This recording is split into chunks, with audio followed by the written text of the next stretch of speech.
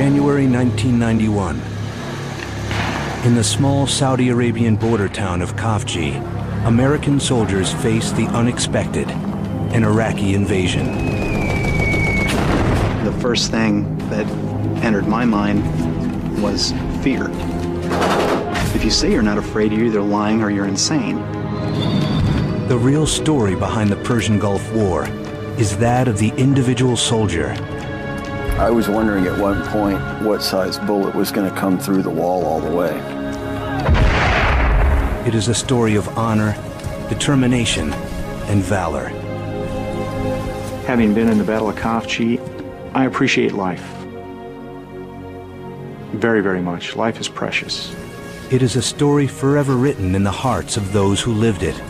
A story told by those who were there. You know, this business of warfare, it's a nasty, brutal, deadly business, but they weren't going to win.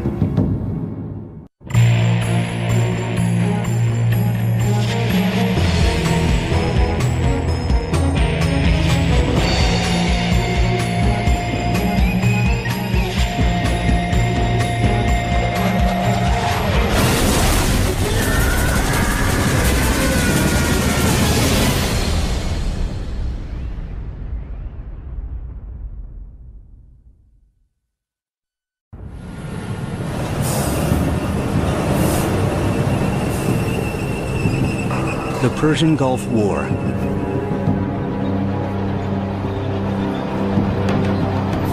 $550,000 American troops have amassed in Saudi Arabia. They are ready to face dictator Saddam Hussein and his notorious army, now occupying Kuwait. This guy was no genius at war. He stopped on that border and waited and decided that somehow he was going to get away with this. And then he sat and waited month after month while we built up. And this thing proceeded like a Viennese waltz or something, very slowly and stately. Now, the 28 countries with forces in the Gulf area have exhausted all reasonable efforts to reach a peaceful resolution, have no choice but to drive Saddam from Kuwait by force. We will not fail. As I report to you, air attacks are underway against military targets in Iraq.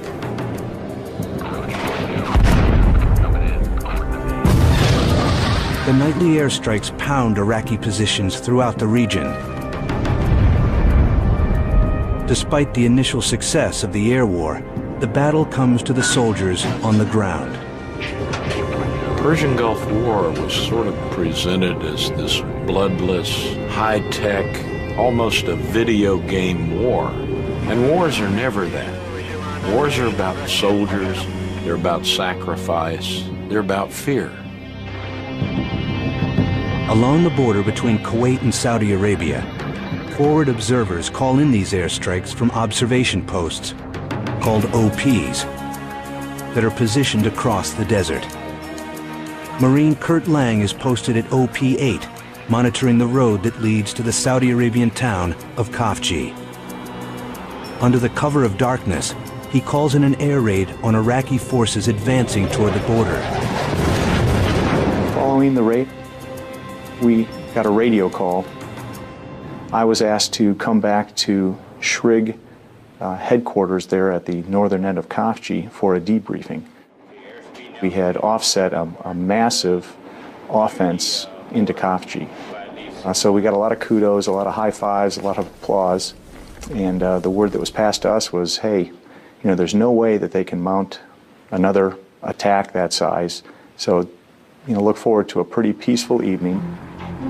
I drove back to the observation post and was immediately met by my team chief, Sergeant Lozano. Sergeant Lozano was all excited. In my absence, there were 3 Iraqis that had walked in the sand without varying their path directly up to our position, waving white flags. They each presented a little leaflet that had been part of the psychological campaign that was dropped behind saying, hey, with this leaflet, "Surrender, we'll treat you nice." Sergeant Lozano and the other team members, when they took them into custody and they searched them, came up with maps.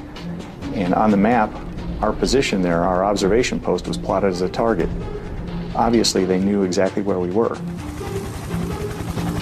6 kilometers away at OP-7, Doug Kleinsmith and his team aid reconnaissance Marines and Army Special Forces. Like Kurt at OP-8, they sit less than 2 kilometers away from Iraqi artillery. Artillery aimed directly at their position. Well, I had artillery sitting in front of me, so when the air came up that evening, I got it. We brought it in over top and we nailed them.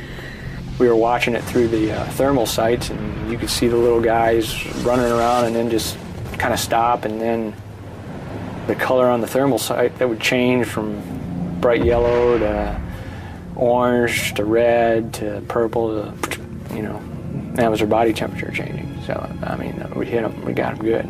And then we thought, hey, all right, good night. Got one, and let's set up a watch and see what happens tomorrow. The next thing I know is Corporal Calhoun comes down and wakes me up. He goes, "Sir, you got to get up here. It's bad. There's stuff going on." I had not seen a concern like that on his face before. I go, "All right, coming up." And as soon as I walked out on the roof, across the horizon, you could just hear like 100 tanks had just started up. And it was loud, and it was a lot of them. There is a distinct sound that even 2.5 kilometers away, over a desert environment without trees, distinct sound of the metallic squeaking and creaking of armored vehicles. If you've been around them, you know. Started out as one, and then two, and then many. Unbeknownst to me, this activity was happening all along the Allied lines, all the way up to the elbow of Kuwait. Bravo 1-1. Headcom 4-1 pumped on guard. Come up Red 4. On a routine mission high above western Kuwait, pilot Mike Edwards suddenly becomes part of an effort to stop the Iraqi surprise attack. Roger, say it all again. Base -4. I just burning big time. I don't know what it is.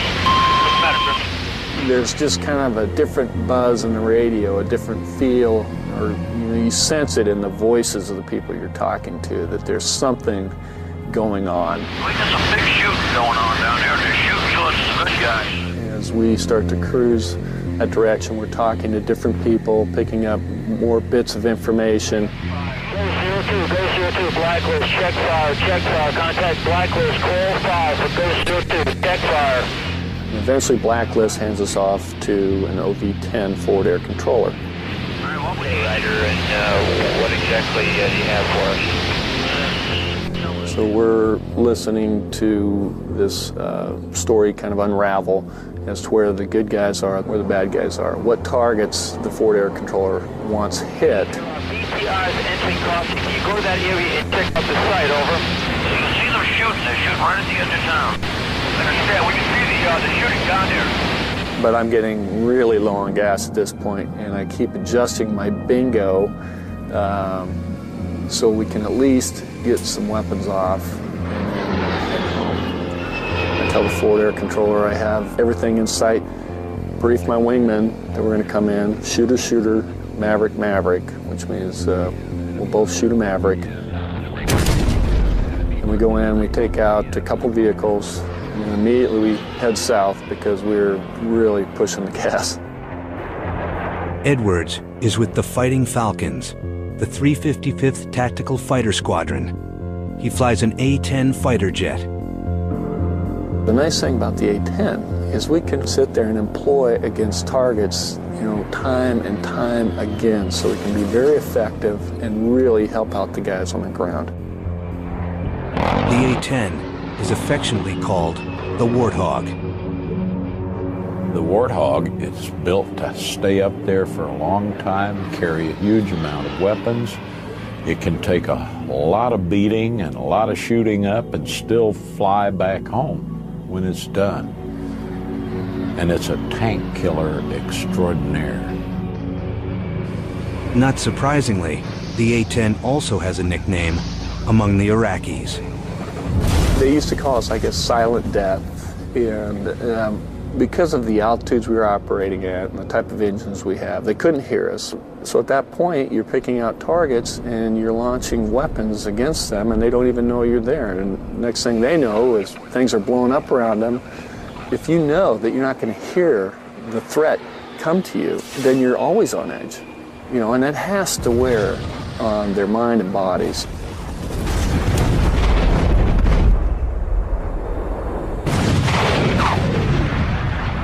Tonight, the Iraqis have an advantage.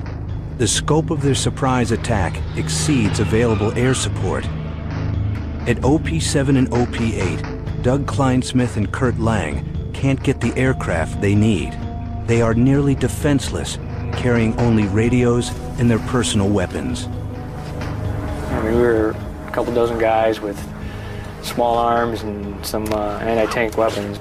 We may have been able to hold off and hit a few of them, but we wouldn't be able to do much against a determined armored assault. It was enough for the mission that we were sent out to do. It was not even a speed bump for the rest of that evening. I was asking for higher headquarters. You know, we're an observation post. We're not an offensive unit here. Let us relocate. Let us leave. You know, we're not effective. And over the course of many radio transmissions, it was finally spelled out to me, no, you're going to remain until your position is untenable. You know, stay where you're out. And so I told my team to prepare for the worst. You know, we're here to stay. Doug Kleinsmith is on the radio as Wild Eagle 3-2. I got on the radio, and Kurt was on the radio, and he's describing what he's hearing, and I'm describing what he's hearing, and we're trying to find him. Roger, this is Wild Eagle. One's going to try and regroup and head back up if we can get the clearance down here. Roger, 7-5, Wild Eagle. Yeah, 7-5. And they started shooting illumination rounds over top of our position, over top of Kurt's position. Bravo, 1-1. Roger. And I'm saying, Kurt, you seen this? He's, yeah. I'm also hearing a lot more in front of us.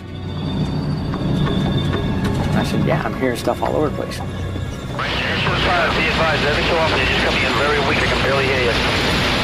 And he said, they're there, they're in front of me, and they're coming at us. They're coming at us, they're coming at us. Be advised, the whole rest of our element is pulling back to the shop. Roger, 3-2 copy. And I looked over where he was, and he was about 8 kilometers away. But in the desert, that's, you know, we could see very clearly, it was very flat. And all of a sudden, his whole position was a fan of green tracers coming over top. I looked out there and I was like, oh, he's dead. Those guys are done.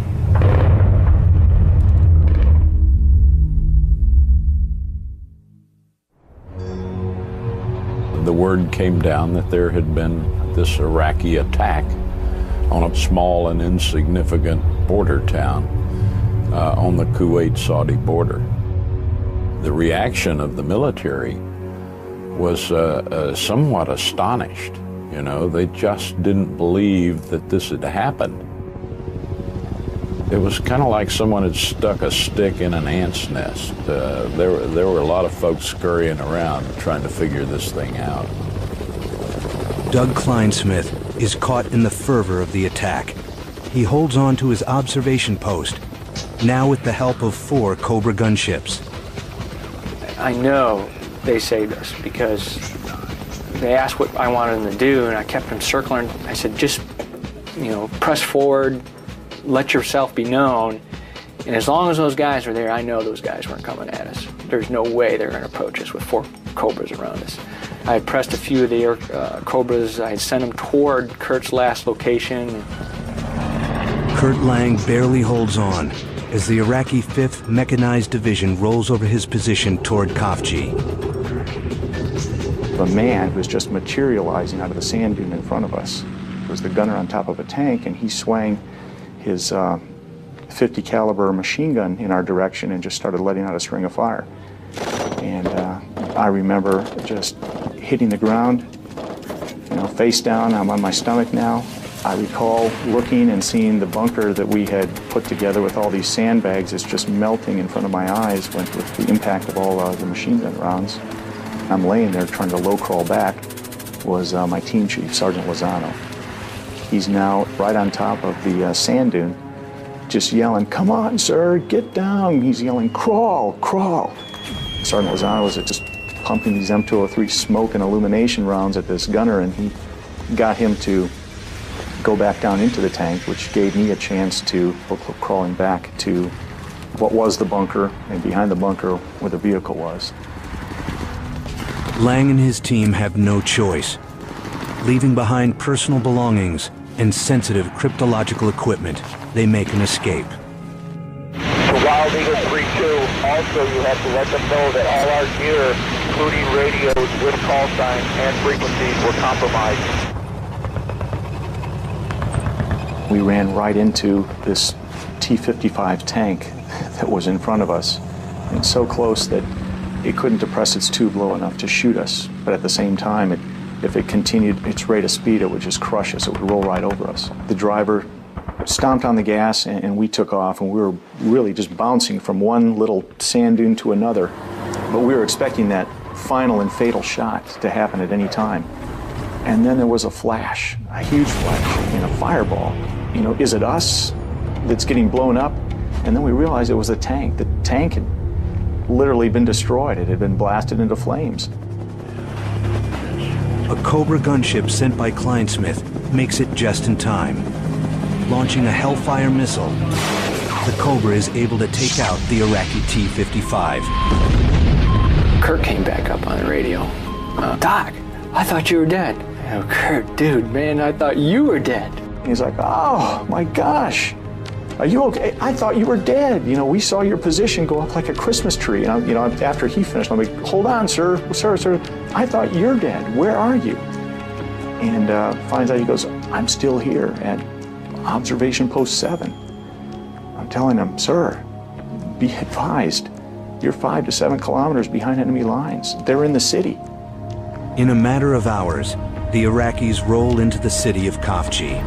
This is Brad Willis reporting from the front gates of the city of Khafji. The Iraqi strikes last night caught allies by surprise. We can hear light weapons firing and see the smoke. With the Saudi border town in Iraqi hands, Saddam has already proclaimed a major victory. Areas of Khafji still apparently burning. We have heard some loud explosions and sporadic small weapons fire. Clearly, there is still some resistance in Khafji. There had been this Iraqi attack, which was mounted by a couple of very good units, probably as good as Saddam Hussein had. An armor column came roaring up the road. They burst into the town. By the time that they got there, it was pretty much a ghost town. Not everyone gets out of Khafji. J.D. Brown and Kevin Callahan, known as Doc to his teammates, are members of a 6-man Marine reconnaissance team. They opt to stay, hidden on a rooftop in the city, isolated by the Iraqi advance. Liberation of Khafji, take 1. At the time, we had no idea what kind of scope this attack was. It's a lovely moonlit evening in the Saudi here. We can't think of a better way we'd like to spend our time over. We didn't have any idea whether it was just a raid or a spoiling attack, or if it was the entire Iraqi army coming across the border.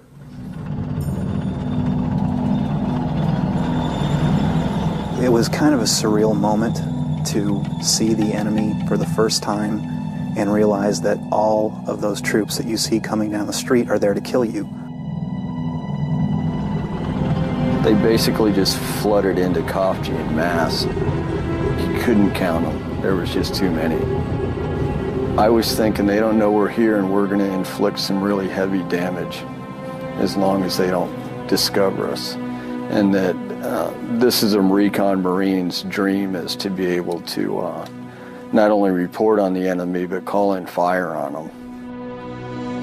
To be effective, the recon team has to move to a building with a better vantage point, a building closer to the Iraqis.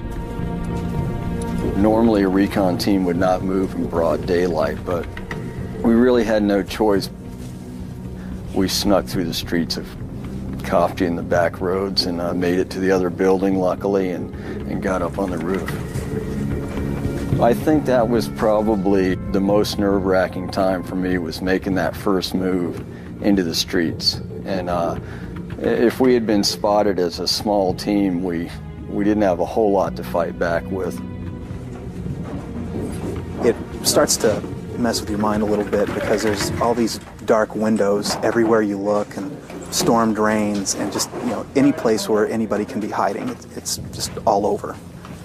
In terrain like that, you have to keep your eyes out 360 degrees around you and spherical along all three axes, because attacks can come not only from left, right, front, and back, but they can come from above or below as well. I got you covered. Room straight ahead. You guys can...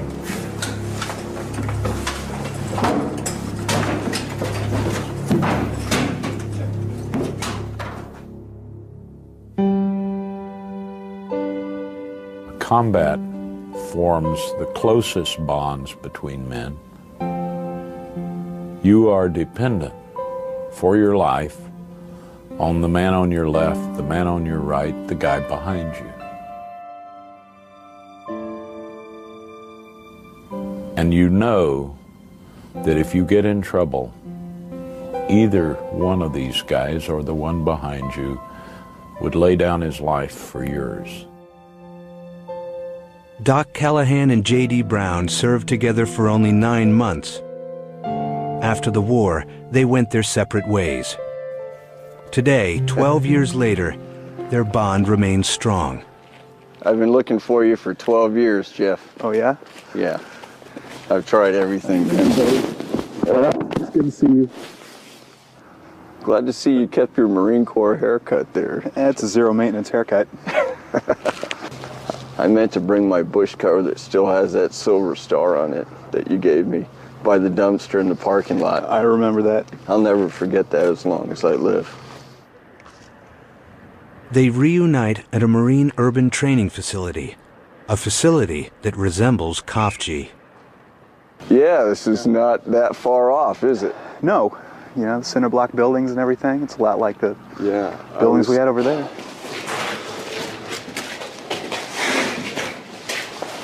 It's very similar. You know, they almost had to have copied these off of those towns. They might have. And then it pretty much went out just like this. This is a lot like it. This is a lot like it. They actually, there was more room going that way coming out of the stairwell. There were some concrete structures, about 8 of them, I think. Yeah, like that provided those ventilation shafts going down through the building. Right. I'll never forget that sound of that metallic sound of Iraqi armor flooding down the street, and we heard the whine of the turbine engines. Then we knew this was going to be a little bit more than we expected. I know what I thought at first was it sounded like a jet engine, and I thought that we were going to see a Marine Harrier jump jet coming down the city, and it just kept getting closer and closer, but it was coming slowly, and then the ground starts shaking. Yeah. And you start hearing the metallic clanks, you know, the treads on the pavement and everything. I was like, that's no jump jet. I'll never forget looking over the side of that first building and seeing Iraqis going by, and they seemed like they had dark uniforms and dark hats, and to me they looked like Darth Vader's forces had just come into town. I thought, oh boy. Blocks away from the Recon Marines' position, Army specialists Melissa Coleman and David Lockett are on a routine assignment. They become lost and unknowingly drive their truck into the center of the Iraqi stronghold. I wasn't at the town of Khafji intentionally. We kind of rolled into it on accident. The entrance to the city has these huge arches, that were white with green paint. And it reminded me of McDonald's arches. And as my coworker was driving in, we didn't know it had just been fought for that morning. Corporal Brown and I saw it first, as it was 2 lost trucks. And we got on the radio again, got to get these guys out of here. I remember telling Chuck, you need to call this in because they're about to get waxed. We had no radio communication. We're in Saudi Arabia in the desert. We were just like blind ducks.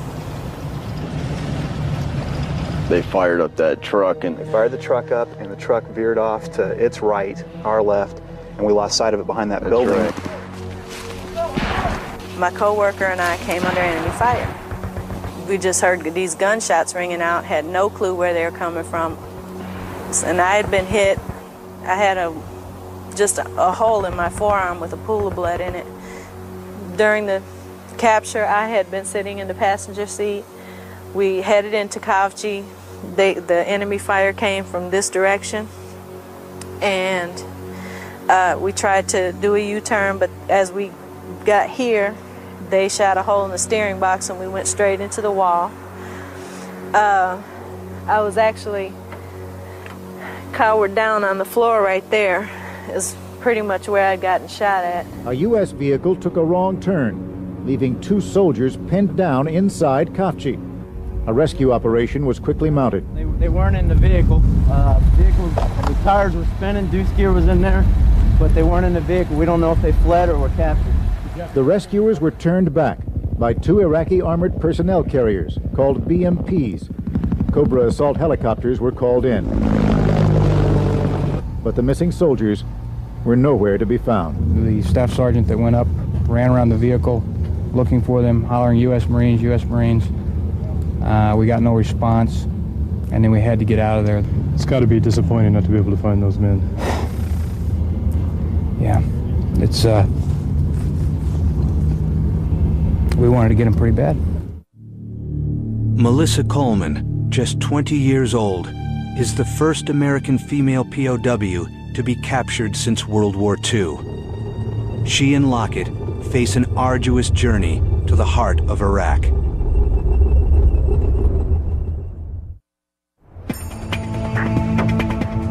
Doug Kleinsmith and the Marines at OP-7 evade capture. As their position is overrun, they drive south to a marsh area known as the Sabkas. We just wanted to get as deep into the marshland as possible. But I didn't want to go all the way back to the Saudi lines because having been with those guys for the last 6 months, in the dark, they'll shoot first, ask questions later. Sure as I predicted, there was a Saudi force that came out of the line and they met us. And for a while there, it was like the Mexican standoff. I mean, they turned every gun toward us, ready to blow us away. So I threw some red smoke and I walked over to them. And when they saw me, one of the guys recognized me. Oh, it's you, Captain Doug. We were about to shoot you. He says, I know you guys were. He says, you guys do that all the time. Oh, you're too funny. And they took off and we took off. POWs Melissa Coleman and David Lockett are transported to a prison compound in Baghdad. During their 3-day journey, they are interrogated. They are given food, but not allowed to sleep. Lockett is treated poorly by his captors. Coleman has not, as of yet, been touched. The Iraqi soldier reached across me and tried to touch my chest. And I said no. And he tried again, and I said no. And he nudged me with the butt of the weapon on my leg. And, you know, I was adamant about it. In my mind, if he was going to touch me, he'd have to touch me dead. He was going to touch a corpse because I was not going to go out without dignity. And so I was fighting tooth and nail, you know, and I kept getting louder and louder. So finally his superiors in the front turned around and they talked back and forth in Iraqi. And so then he did it again. I'm like, okay, he doesn't understand English. David started to raise up and say something, and they hit him with the gun and pulled the pistol out and threatened to shoot him in the head. So he went to reach again, and I just reached across myself and punched him in the arm. You know, I'm just not going to sit there and say, yeah, here, have a field day. By that point, they had to thought I was just a lunatic. Back in Khafji, the Saudis, with the help of U.S. forces, lead a counterattack to regain control of their city. The recon Marines call in artillery strikes against the Iraqi invaders. But every moment they stay on the rooftop increases their chance of detection. We heard the armor coming towards the building. We peered out over the parapet that surrounded the rooftop and saw the tanks and armored personnel carriers moving into positions around our building. The Iraqis dismounted and they moved into our building because they realized that, just as we had realized, that building was the best vantage point in that entire part of the town. The team had already instituted security measures in the stairwell just below their position. 2 small explosives known as Claymore mines and 2 Marines protect them from the Iraqis below. We heard and saw their vehicles pull up all around. That's when we were first surrounded. And then they started heading up the stairwells, and I remember looking down the stairwell and seeing those helmets coming up, and they were talking. Yeah. I remember Lance Corporal Sterling had a saw, Lance Corporal Bowling had the shotgun, and you or Chuck had put them on the stairwell, and those 2 Marines didn't move for 3 days. I guess one of them told us that they were coming in the building. Yeah. And I remember looking over the rail and seeing the helmets like you did, and looking at Sterling and saying, don't shoot or hit those claymores unless they look up. Yeah. And because we didn't want them to if they would have rounded that corner on the 3rd floor to come up, it would have been that's when we would have hit the clackers, and we would have taken them out in the stairwell. But what are we going to do after that? We would have been compromised. The only thing that I remember thinking was more than likely this is going to end up in a fight, because I saw no reason why they wouldn't come up to the roof. And if they came up to the roof, we would have taken out the first group of them when we detonated the claymores, but after that it would have been a firefight. I suppose once or twice it crossed my mind that, okay, you're probably going to die here, but I just forced it out of my head and just continued to do the job. The Iraqis stop short of the roof and never look up. I've been wondering about this for years, why they never came up, and it just dawned on me that when they were coming up, they did see the claymores. But they didn't know enough about our weaponry to realize that these mines are command detonated. So probably in their minds, what they thought was the roof is booby-trapped. So they didn't go up there. A mechanized infantry platoon began staging their vehicles on the north side of our building, out in the street. And they put them there because it provided them excellent cover and concealment. Iraqi troops actually got out of the vehicles and were standing on the sidewalk smoking cigarettes with their rifles over their shoulders and stuff. So we started calling it a mission. Outside the city, a Marine artillery unit gets the call to direct fire on Iraqi troops below the recon team's position. Callahan and Brown are directly in the line of fire. They said this is going to be danger close, which means the rounds are going to be hitting our position. Did we have cover? We told them, yes, we have cover. Shoot it now. So we only have a matter of seconds. It was like, 1,000 bolts of lightning hitting the roof.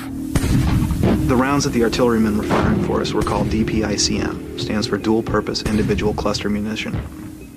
And when it reaches a prescribed altitude above the target, the shell bursts apart, and it spreads out these softball-sized submunitions that spread out over a larger area than a single round could cover. And each one of those is capable of piercing the armor of an armored personnel carrier if it hits it on top where the armor is the thinnest. So you can do a lot of damage over a very wide area with just one shot. The second ones that hit, the outer edge of them was over our position, we heard a thunderclap above us, and I remember I looked up, and I see all these bomblets spreading out over us. And those started exploding all around us, so 64 of those, and I don't know how many of the smaller munitions come out of this thing, but the explosions went on for, it seemed like a lifetime, that it just went on and on and on, and it was incredibly loud and violent. So we start sprinting this way to get back inside the building, and I think you were behind me and Chuck was in front of me. And we got right about here, and then something, it felt like a baseball bat, hit me in the upper thigh, and I went end over end and landed on the concrete. I just remember the first thing that went through my mind was, no way, I can't believe it. I just got hit. This can't happen to me. And the rounds were calling them in very close to our position. We knew that, but we also knew we had to take out those APCs. Armored personnel carriers. Armored personnel carriers. And basically, a round went off overhead, and I got hit in the leg. I just remember seeing a lot of burned up vehicles and just rocks and building debris everywhere. I personally don't recall seeing any bodies because I don't know what happened to them. I mean, there was that much explosion that I'm not sure what happened to them.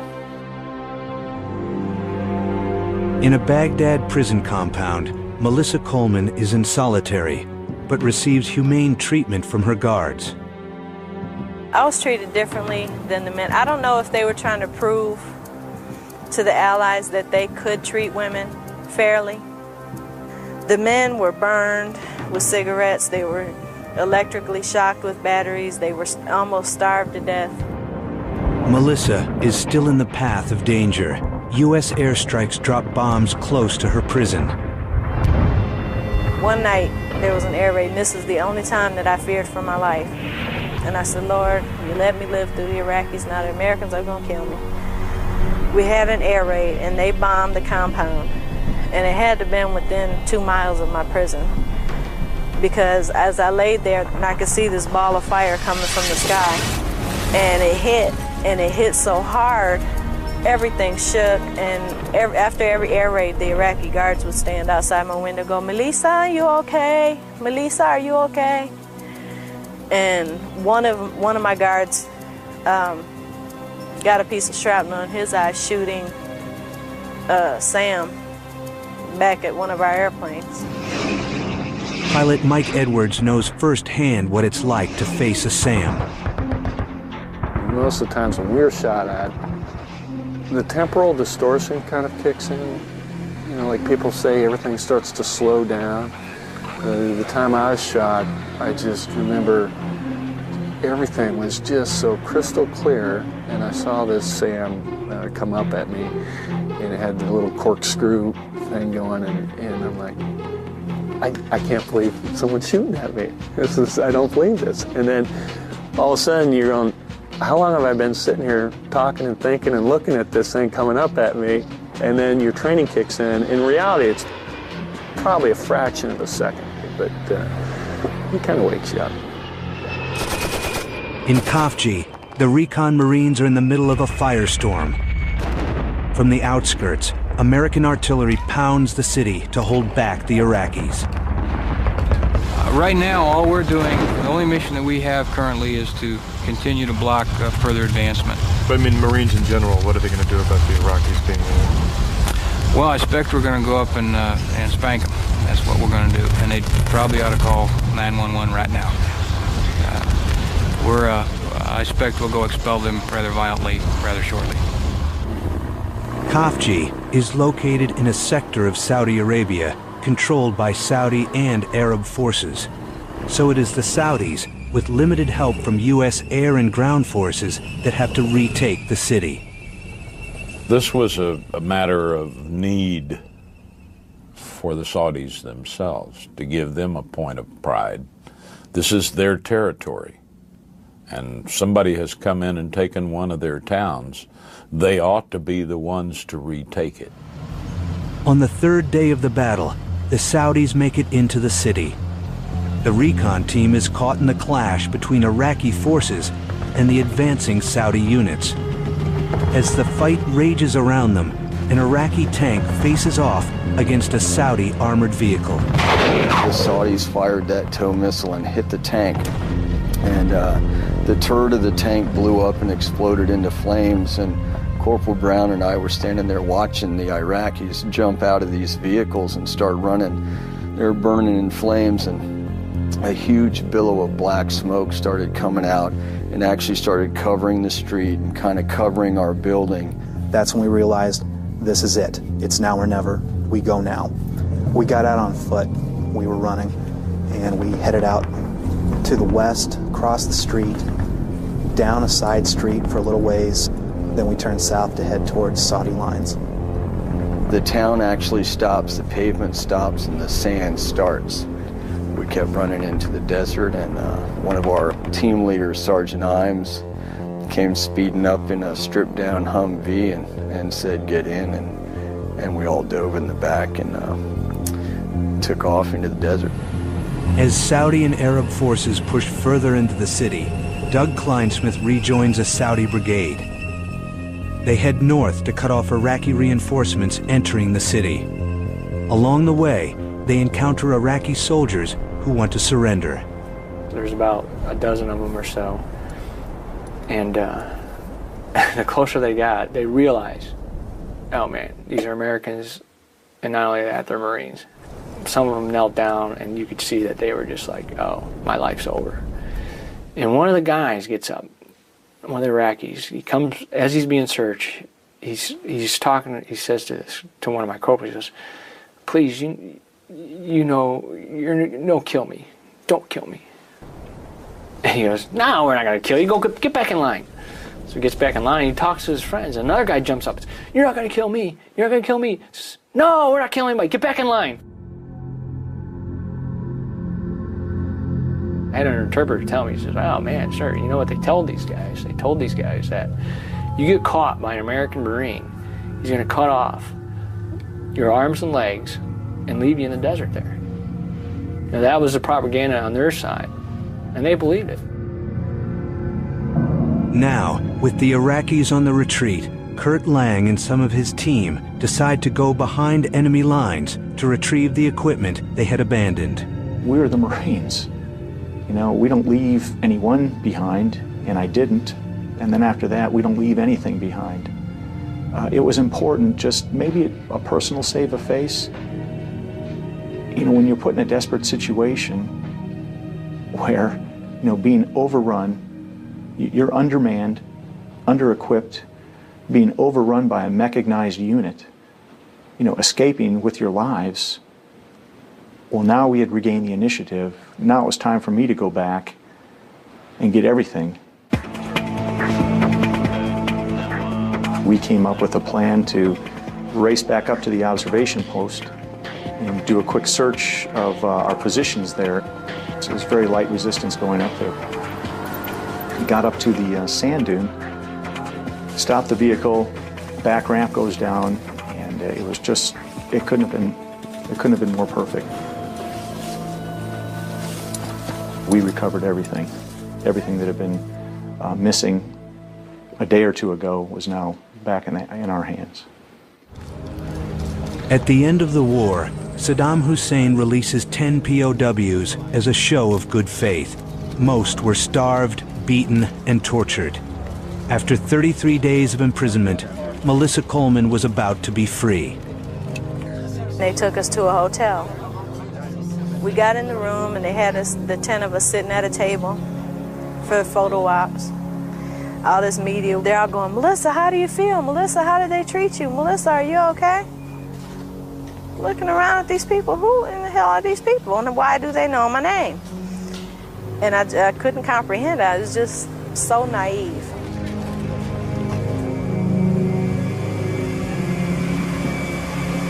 On March 10th, Melissa arrives at Andrews Air Force Base.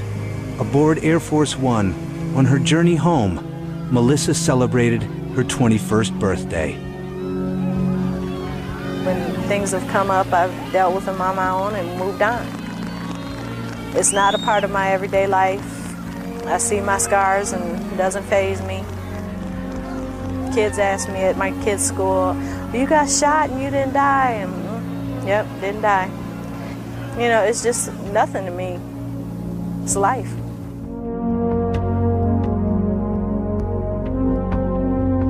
We got letters from Bangladesh, from Tibet, from all over the world.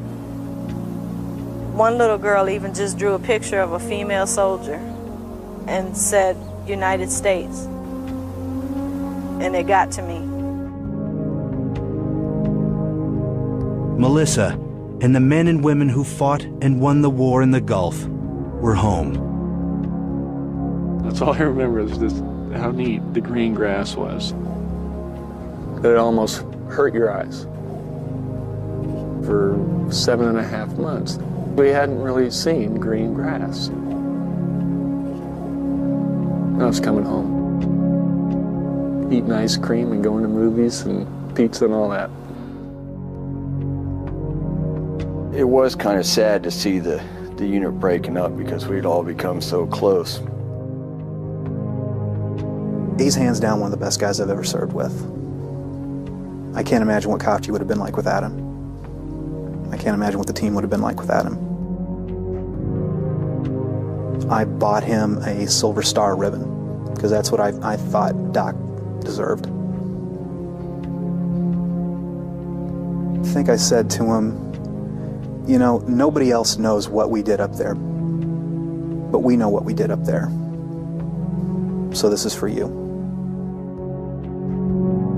I realized that I meant something to them, and they meant something to me as well. So I put that ribbon on my desert cover and left it there until this day. Well, there are no combat virgins in 3rd Platoon, Alpha Company, 3rd Recon anymore. Staying low. If you go through a searing experience together, you come out the other end as brothers, maybe closer than your blood kin.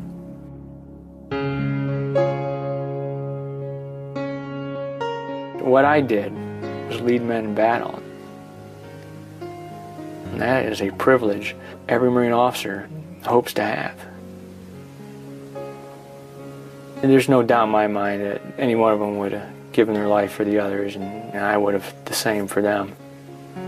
Man, if I would have said, charge the gates of hell, they would have been gone and would have done it. There are a lot of heroes that no one's going to hear about. The odds, they're not just against you a little, they're against you a lot. When given an impossible task, who but a Marine?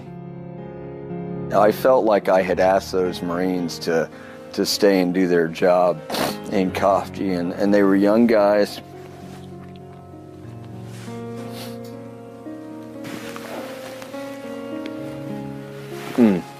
So, you know, I asked them to stay, and they did a great job. And I'll never forget them.